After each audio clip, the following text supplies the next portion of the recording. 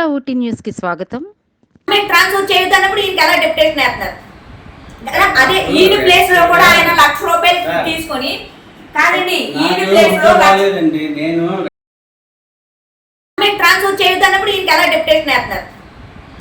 అదే ఈయన ప్లేస్ లో కూడా ఆయన ₹1,00,000 తీసుకొని కాదండి, ఈయన ప్లేస్ లో నేను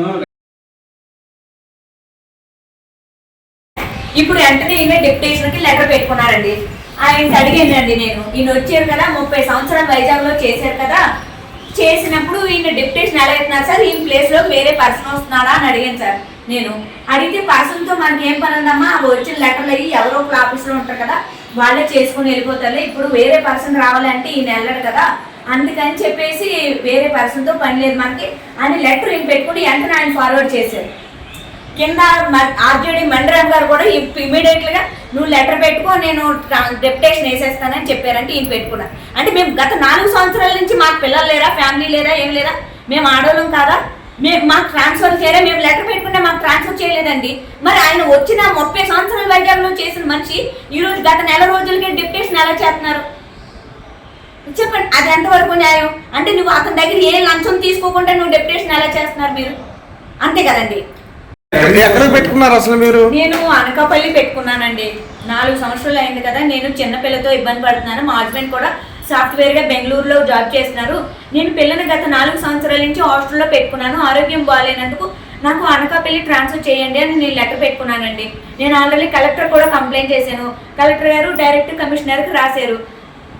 కమిషనర్కి ఆర్జేడీ వద్దని చెప్పాడు ఫోన్లోని. అక్కడ అలా వారావారి అయినా మళ్ళీ వచ్చిన తర్వాత కూడా ఇక్కడ కూడా అందరితోని అమ్మాయికి ట్రాన్స్ఫర్ చేయొద్దు అని చెప్పాడు. అమ్మాయికి ట్రాన్స్ఫర్ చేయొద్దు అన్నప్పుడు ఈయనకి ఎలా డిప్యుటేషన్ వేస్తున్నారు? అదే ఈయన ప్లేస్ లో కూడా ఆయన ₹1,00,000 తీసుకొని కాదండి, ఈయన ప్లేస్ లో నేను రిక్వెస్ట్ చేసి పెట్టుకున్నాను. ఎంత రిక్వెస్ట్ కాదండి, నాకు ట్రాన్స్ఫర్ జూన్ లో అయ్యింది. నేను అడిగాను సార్ని, ఆల్రెడీ చేశారు కదండి, లెటర్ పెట్టి తర్వాత చూద్దాం. నేను ఆల్రెడీ 4 సంవత్సరాలు డెప్యుటేషన్ గా నర్సీపట్నంలో చేశాను, అతను అలాగే చేశాడు మండరామే. మళ్ళీ ఇప్పుడు ఇక్కడికి వచ్చి 4 సంవత్సరాలు, నేను 8 సంవత్సరాల నుంచి డెప్యుటేషన్ ప్లస్ ట్రాన్స్ఫర్ 8 సంవత్సరాల నుంచి నేను ఏజెన్సీలో చేస్తాను. నర్సీపట్నం కూడా ఏజెన్సీయే కదండి.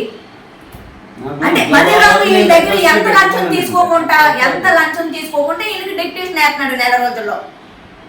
అవునా కదా, మీరే చెప్పండి. అంటే మేము ఒక ఆడపిల్లలుగా మీరే చూస్తున్నారు కదండి, ఎదురుకుంటే మేము ఉద్యోగం చేస్తున్నాము, మేము మనుషులమే కదండి, మేము ఫ్యామిలీతో ఉన్నాం కదా. మేము 30 సంవత్సరాలు ఒకే దగ్గర పాతుకుపోయి ఎండిపోయి ఏళ్ళకి వచ్చి బాధపడలేదు కదా.